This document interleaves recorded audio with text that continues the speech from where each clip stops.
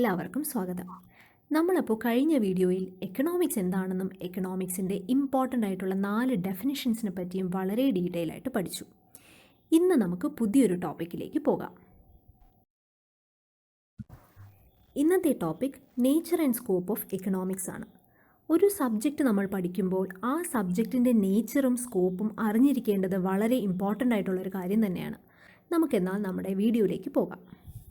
Nature of economics എന്ന് കേൾക്കുമ്പോൾ തന്നെ എക്കണോമിക്സ് ഒരു സയൻസ് ആണോ, എക്കണോമിക്സ് ഒരു ആർട്സ് ആണോ, അതോ എക്കണോമിക്സ് ഇത് രണ്ടുമാണോ?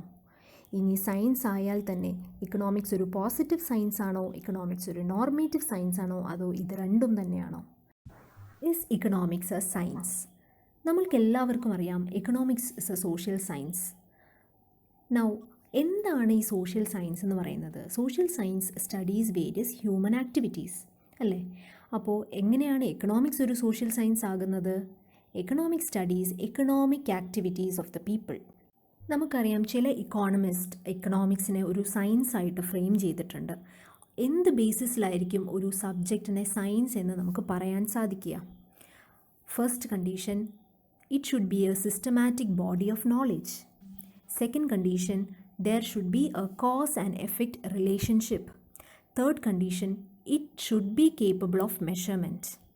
Fourth condition, making generalization by using its own methodology and formulating laws and theories thereby. സ്വന്തമായി അവരുടെ മെത്തഡോളജി വെച്ചിട്ട് ഒരു തിയറി ക്രിയേറ്റ് ചെയ്യുകയും അത് ആപ്ലിക്കേഷൻ ഉണ്ടായിരിക്കുകയും ചെയ്യണം. ഫിഫ്ത്ത് വൺ അതാണ് പറയുന്നത്, subjecting the theories to the rest of the world and that observations വാലിഡിറ്റിയും ഉണ്ടായിരിക്കണം. ഈ ഒരു സെൻസിൽ നമ്മൾ എക്കണോമിക്സ് ഒരു സയൻസായി നമുക്ക് എസ്റ്റാബ്ലിഷ് ചെയ്യാവുന്നതാണ്. എക്കണോമിക്സ് ഒരു സിസ്റ്റമാറ്റിക് ബോഡി ഓഫ് നോളജ് ആണ്. അതായതുകൊണ്ടാണ് അതൊരു സബ്ജക്റ്റ് ആവുകയും നമുക്കതൊരു കരിക്കുലത്തിൽ ഇന്നൊരു ഇമ്പോർട്ടൻറ്റ് സബ്ജക്റ്റായിട്ട് ഇവോൾവ് ആയി വന്നതും. Next is it explains the cause and effect relationship between variables അല്ലേ? നമുക്ക് തന്നെ അറിയാം നമ്മുടെ ഫേമസ് ആയിട്ടുള്ള law of demand. Law of ഡിമാൻഡിൽ എന്താ പറയുന്നത്? 2 വേരിയബിൾസ് ഉണ്ട്, ഒന്ന് പ്രൈസും ഒന്ന് ഡിമാൻഡും. കോസ്, അവിടെ കോസ് എന്ന് പറയുന്നത് പ്രൈസാണ്. പ്രൈസിലുണ്ടാവുന്ന വേരിയേഷൻസ് എഫക്റ്റ് ചെയ്യുന്നത് ഡിമാൻഡ്, ക്വാണ്ടിറ്റി ഡിമാൻഡഡിലാണ്. അവിടെ രണ്ടിൻ്റെയും ഒരു റിലേഷൻഷിപ്പ് നമുക്ക് എസ്റ്റാബ്ലിഷ് ചെയ്യാൻ പറ്റുന്നുണ്ട്. അപ്പോൾ അങ്ങനെ 2 വേരിയബിൾസിൻ്റെ റിലേഷൻഷിപ്പ് എസ്റ്റാബ്ലിഷ് ചെയ്യാൻ പറ്റണം. അത് ഇക്കണോമിക്സിൽ നമുക്ക് ഈസി ആയിട്ട് സാധിക്കുന്നുണ്ട്. തേർഡ് വൺ, നമുക്ക് എക്കണോമിക്സിനെ മെഷർ ചെയ്യാൻ സാധിക്കും. എങ്ങനെയാണ്? ഇൻ ടേംസ് ഓഫ് മണി അല്ലേ? ഇതിനെപ്പറ്റിയൊക്കെ ഡീറ്റെയിൽ ആയിട്ട് നമ്മളിനി ഓരോ തിയറീസിൽ പഠിക്കുന്നതായിരിക്കും. Fourth one, deductive and inductive methods are used. നമ്മൾ നേരത്തെ പറഞ്ഞു ഓരോ മെത്തഡോളജി വെച്ചിട്ട് നമ്മൾ ഓരോ തിയറീസ് എസ്റ്റാബ്ലിഷ് ചെയ്യണമെന്നല്ലേ? അപ്പോൾ അതിൽ എക്കണോമിക്സിൽ ഇമ്പോർട്ടൻ്റ് ആയിട്ടുള്ള 2 മെത്തേഡ്സാണ് ഡിഡക്റ്റീവും ഇൻഡക്റ്റീവും. ഡിഡക്റ്റീവ് എന്ന് പറയുന്നത് ജനറൽ ആയിട്ടുള്ള ഫാക്ട്സിൽ നിന്ന് നമ്മൾ പെർട്ടിക്കുലർ ആയിട്ടുള്ള ഫാക്ട്സിലേക്ക് പോകും. ഇൻഡക്റ്റീവ് എന്ന് പറയുന്നത് വളരെ അതായത് മൈന്യൂട്ട് ആയിട്ടുള്ള ഫാക്ട്സിൽ നിന്ന് നമ്മൾ ജനറലൈസ് ചെയ്ത് പറയും. ഇതിനെപ്പറ്റിയെല്ലാം ഡീറ്റെയിൽ ആയിട്ട് നമ്മൾ പഠിക്കും. Next fifth one, it can be tested in real world to check validity. അതാണ് എക്കണോമിക്സിൻ്റെ ഏറ്റവും വലിയ സ്പെഷ്യാലിറ്റി എന്ന് പറയുന്നത്. കാരണം നമ്മൾ എസ്റ്റാബ്ലിഷ് ചെയ്ത തിയറീസ് എല്ലാം നമ്മൾ ഹ്യൂമൻ ബീയിങ്സിൽ നമുക്ക് ടെസ്റ്റ് ചെയ്യാൻ പറ്റും. നമ്മൾ അവരെ നമുക്കവിടെ മെത്തേഡ്സ് പല നമ്മുടെ മെത്തേഡ്സ് കൊണ്ട് അവരെ ഒബ്സർവ് ചെയ്യാനും അവരിൽ സ്റ്റഡി നടത്തി നമുക്ക് വാലിഡിറ്റി ചെക്ക് ചെയ്യാനും സാധിക്കും. അടുത്തതായി എക്കണോമിക്സിനെ പറ്റി നമ്മൾ അതിൻ്റെ സയൻസ് എന്ന നിലയിൽ കുറേ ആപ്ലിക്കേഷനും എല്ലാം നോക്കിയായിരുന്നു. എന്നാൽ തന്നെ എക്കണോമിക്സിന് ആസ് എ സയൻസ് ഒത്തിരി ഡിസഡ്വാൻറ്റേജസ് ഉണ്ട്. നമ്മൾ ഫിസിക്കലും നാച്ചുറൽ സയൻസ് വെച്ച് കമ്പയർ ചെയ്യുമ്പോൾ എക്കണോമിക്സിന് ഒരു വലിയ ഡിസഡ്വാൻറ്റേജ് ഉണ്ട്. കാരണം എന്തെന്ന് വെച്ചാൽ എക്കണോമിക്സ് സ്റ്റഡി ചെയ്യുന്നത് ഹ്യൂമൻ ബീയിങ്സിനെയും അവരുടെ സോഷ്യൽ ബിഹേവിയറുമാണ്. That is actually a complex and unpredictable process. അത് തന്നെയല്ലേ എക്കണോമിക്സ്? ഹ്യൂമൻ ബീയിങ്സ് എന്ന് പറയുന്നത് ഓരോ ഇൻഡിവിജ്വൽസും ഡിഫറെൻ്റ് ആണ്. ഇന്ന് അവർ നമ്മളോട് എങ്ങനെ റെസ്പോണ്ട് ചെയ്യുന്നു എന്നുള്ളത് നാളെ ഇങ്ങനെ ആയിരിക്കില്ല. അപ്പോൾ അവരുടെ social behaviour changes from time to time and from place to place. So അതുകൊണ്ട് തന്നെ ഇക്കണോമിക്സ് ഒരിക്കലും ഫിസിക്കൽ സയൻസും നാച്ചുറൽ സയൻസും പോലെ അത്രയ്ക്ക് ആക്യുറേറ്റ് ആയിരിക്കില്ല. ആക്യുറസി പ്രോബ്ലം ഇക്കണോമിക്സിന് ഉണ്ടാകും.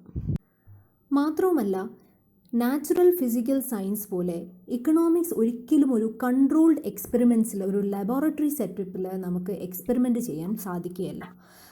എക്കണോമിക്സ് എപ്പോഴും ഒരു ഓപ്പൺ എൻവയോൺമെൻറ്റിൽ ഹ്യൂമൻ ബീയിങ്സിൻ്റെ അവരുടെ ഒരു പ്രസൻറ്റ് സിറ്റുവേഷനിൽ അവരുടെ കൂടെ നിന്ന് അവരുടെ സാഹചര്യങ്ങൾ മനസ്സിലാക്കി അങ്ങനെയൊക്കെ മാത്രമേ ഒരു എക്കണോമിക്സ് സ്റ്റഡി നമുക്ക് മുന്നോട്ട് കൊണ്ടുപോകാൻ സാധിക്കുകയുള്ളൂ.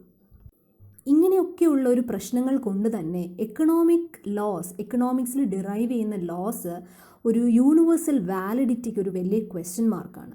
വാലിഡിറ്റി നമ്മുടെ ഫിസിക്കൽ സയൻസും നാച്ചുറൽ സയൻസും പോലെ എക്കണോമിക് ലോസിന് വാലിഡിറ്റി വളരെ കുറവാണ്, യൂണിവേഴ്സൽ വാലിഡിറ്റി. അതിൻ്റെ മേജർ റീസൺ എന്ന് പറയുന്നത് these laws are not precise and exact. കാരണം നമ്മൾ ഡീൽ ചെയ്യുന്നത് ഹ്യൂമൻ ബീയിങ്സിൻ്റെയാണ്. അടുത്ത topic economics as an art. അപ്പോൾ എക്കണോമിക്സ് ആസ് എ സയൻസ് നമ്മൾ നോക്കി. ഇനി എങ്ങനെയാണ് എക്കണോമിക്സ് ആർട്ട് സെൻസിൽ ഡിഫൈൻ ചെയ്യുന്നത്? ആ ഡെഫിനിഷൻ വളരെ മനോഹരമായിട്ട് economist JM Keynes or John Maynard Keynes define ചെയ്തിട്ടുണ്ട്.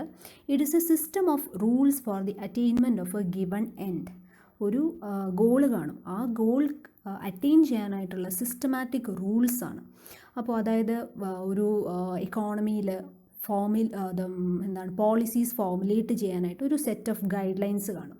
ആ ഗൈഡ് ലൈൻസ് ഫോളോ ചെയ്യുകയും ആ ഒരു പ്രോസസ്സിനെയാണ് നമ്മൾ എക്കണോമിക്സ് ആസ് ആൻ ആർട്ട് എന്ന് നമ്മൾ ഡിഫൈൻ ചെയ്യുന്നത്. അപ്പോൾ നമ്മൾ സയൻസ് ആയിട്ട് കമ്പയർ ചെയ്യുമ്പോൾ ആർട്സിനും ഡിഫറൻസ് ഉണ്ട്. സയൻസ് എന്ന് പറയുന്നത് ഒരു തിയറിറ്റിക്കൽ ബേസ് ആണുള്ളത്. It only helps us to know. എന്നാൽ ആർട്സ് എന്ന് പറയുമ്പോൾ ഒരു പ്രാക്ടിക്കൽ നോളേജ് ആണുള്ളത്. It helps us to do. നമ്മൾ അറിയുന്ന കാര്യങ്ങൾ, ഒരു ഫാക്ട്സ് ആയിട്ട് അറിയുന്ന കാര്യങ്ങൾ സയൻസാണ്, ഒരു തിയറിറ്റിക്കൽ നോളേജ്.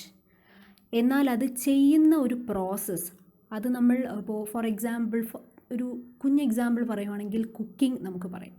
കുക്കിങ്ങിന് എല്ലാവർക്കും അറിയാം. ഇപ്പം ടീ ഉണ്ടാക്കണമെങ്കിൽ അതിനുള്ള ഇൻഗ്രീഡിയൻസ് എല്ലാവർക്കും അറിയാം, അല്ലേ? അത് സയൻസാണ്. എന്നാൽ അത് ചെയ്യുന്ന വിധം, ഓരോ ആൾക്കാരുണ്ടാക്കുന്ന ചായയ്ക്ക് ഓരോ ടേസ്റ്റാണ്, എന്നാൽ അതിൻ്റെ ഇൻഗ്രീഡിയൻസ് സെയിമാണ്.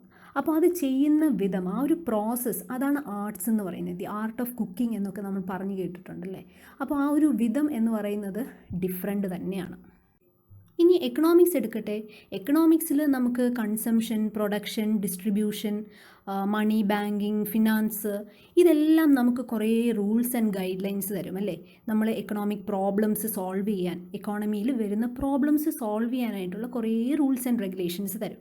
ഇപ്പോൾ for example law of demand ഒരു കൺസ്യൂമറിനെ ഗൈഡ് ചെയ്യും മാക്സിമം സാറ്റിസ്ഫാക്ഷൻ കിട്ടാനായിട്ട്. ഒരു ലിമിറ്റഡ് ഇൻകം വെച്ച് ഒരു കൺസ്യൂമറിന് മാക്സിമം സാറ്റിസ്ഫാക്ഷൻ കിട്ടാൻ വേണ്ടിയിട്ട് ഗൈഡ് ചെയ്യും. എന്നാൽ ലോ ഓഫ് പ്രൊഡക്ഷൻ ആണെങ്കിലോ ഒരു പ്രൊഡ്യൂസറിനെ സംബന്ധിച്ച് മാക്സിമം പ്രോഫിറ്റ് ജനറേറ്റ് ചെയ്യാനായിട്ട് ഹെൽപ്പ് ചെയ്യും. That is a set of guidelines or rules and regulations. അപ്പോൾ നമുക്കത് നമ്മുടെ എവറി ഡേ ലൈഫിൽ എക്കണോമിക് പ്രോബ്ലംസ് സോൾവ് ചെയ്യാനായിട്ട് all these knowledge of economic laws will help us. So അതാണ് എക്കണോമിക്സ് ആസ് ആൻ ആർട്ട് എന്നുള്ളത്. ഇവിടെ നമ്മൾ ഏറ്റവും അറിഞ്ഞിരിക്കേണ്ടത് ആ സയൻസ് എന്ന് പറയുന്നത് ഒരു തിയറിറ്റിക്കൽ നോളേജാണ്, അതായത് എന്തൊക്കെയാണ് ഫാക്ട്സ് എന്നുള്ളത്. എന്നാൽ ആർട്സ് എന്ന് പറയുന്നത് ഒരു പ്രാക്ടിക്കൽ നോളേജാണ്. പ്രാക്ടിക്കലി നമ്മൾ അതെങ്ങനെ ഒരു റിയൽ ലൈഫിൽ അപ്ലൈ ചെയ്യുന്നു, ടു ഡു എന്നൊരു ആസ്പെക്റ്റാണ്. എന്നാൽ ഇനി ഇപ്പോൾ നമ്മളിത് രണ്ടും നോക്കിയ സ്ഥിതിക്ക് നമുക്ക് മനസ്സിലാകും economics is both science and arts, അല്ലേ? എക്കണോമിക്സിൽ ഒരു സയൻസ് ആസ്പെക്റ്റ് ഉണ്ട്, അതായത് ഒരു സിസ്റ്റമാറ്റിക് ബോഡി ഓഫ് നോളേജ് ആണ്. അതിൻ്റേതായ ആ സബ്ജക്റ്റിൻ്റേതായ മെത്തഡോളജി ഉണ്ട്. ആ മെത്തഡോളജി വെച്ച് തിയറീസും ലോസും എല്ലാം ഫോർമുലേറ്റ് ചെയ്ത് അത് നമുക്ക് ജനറലൈസ് ചെയ്യാനും സാധിക്കും. എന്നാൽ ആസ് ആൻ ആർട്ടാണെങ്കിലോ ഈ നോളേജ് എല്ലാം നമുക്ക് ഒരു ഡെയിലി ലൈഫിൽ, ഒരു ഡേ ടു ഡേയിൽ നമുക്ക് പ്രാക്ടീസ് ചെയ്യാൻ സാധിക്കും. അപ്പോൾ അതിനൊരു ആപ്ലിക്കേഷൻ ഉണ്ട്, നമുക്കത് പ്രാക്ടീസ് ചെയ്യാൻ പറ്റുന്ന ഒരു ഫോർമുലയാണ് ഈ ആർട്സിലുള്ളത്. അപ്പോൾ അക്കോർഡിംഗ് ടു കോഴ്സ അദ്ദേഹം അതിനെ എക്സ്പ്ലെയിൻ ചെയ്യുന്നത് science requires arts and arts requires science, each being complementary to the other.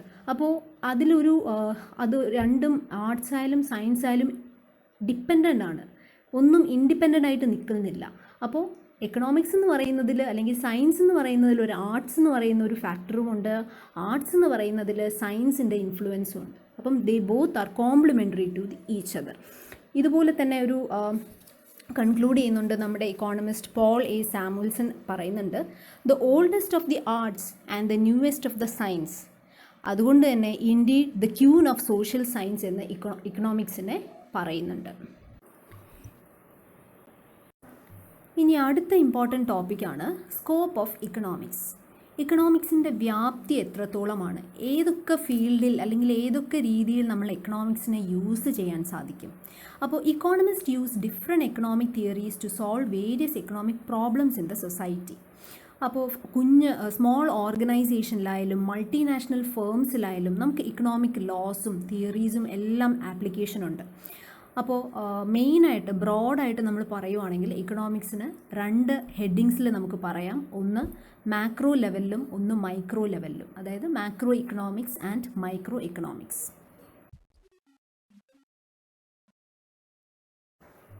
വളരെ സുപരിചിതമായിട്ടുള്ളൊരു ടോപ്പിക്കാണിത്, മൈക്രോയും മാക്രോയും.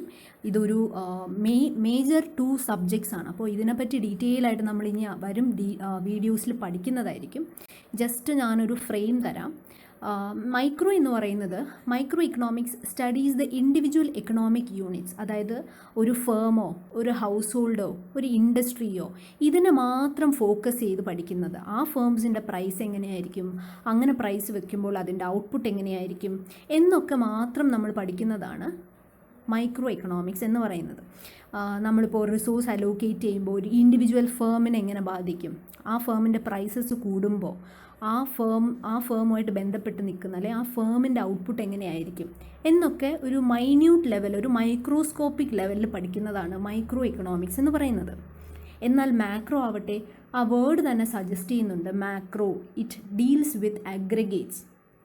ഇക്കോണമിയിലെ അഗ്രിഗേറ്റ് യൂണിറ്റ്സിനെയാണ് മാക്രോ പഠിക്കുന്നത്. അതായത് ഇക്കോണമിയുടെ മൊത്തത്തിലുള്ള total employment, total unemployment, national income, inflation, അതായത് റൈസ് ഇൻ പ്രൈസസ്, ഡീഫ്ലേഷൻ, പിന്നെ അഗ്രിഗേറ്റ് കൺസംഷൻ, അങ്ങനെയുള്ള നമ്മുടെ എക്കോണമി മൊത്തമായി പഠിക്കുന്നതാണ് മാക്രോ ഇക്കണോമിക്സിൽ നമ്മൾ പഠിക്കുന്നത്.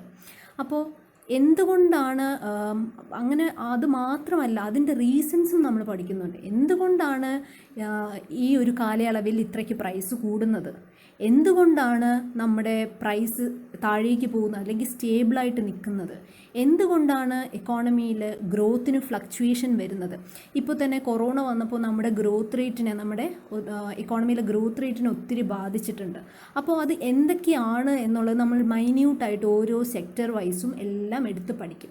അപ്പോൾ മാക്രോ ലെവലിൽ, മാക്രോ എക്കണോമിക്സിൽ അത്തരം കാര്യങ്ങളാണ് നമ്മൾ പഠിക്കുന്നത്. അപ്പോൾ ഇന്നത്തെ വീഡിയോയിൽ നമ്മൾ പഠിച്ചത് വളരെ കുഞ്ഞു ടോപ്പിക്കാണ്. എന്നാൽ ഒരു +2 ലെവലിലായാലും ഡിഗ്രി ലെവലിലായാലും MA ലെവലിലായാലും എപ്പോഴും ഇമ്പോർട്ടൻസ് ഉള്ളൊരു ടോപ്പിക്കാണ് nature and scope of economics. ഈ വീഡിയോ എല്ലാവർക്കും ഇഷ്ടപ്പെട്ടിട്ടുണ്ടെങ്കിൽ ലൈക്ക് ചെയ്യുക, ഷെയർ ചെയ്യുക, സബ്സ്ക്രൈബ് ചെയ്യുക. ഇനി വരുന്ന വീഡിയോസിനും സപ്പോർട്ട് ചെയ്യുക. Thank you so much.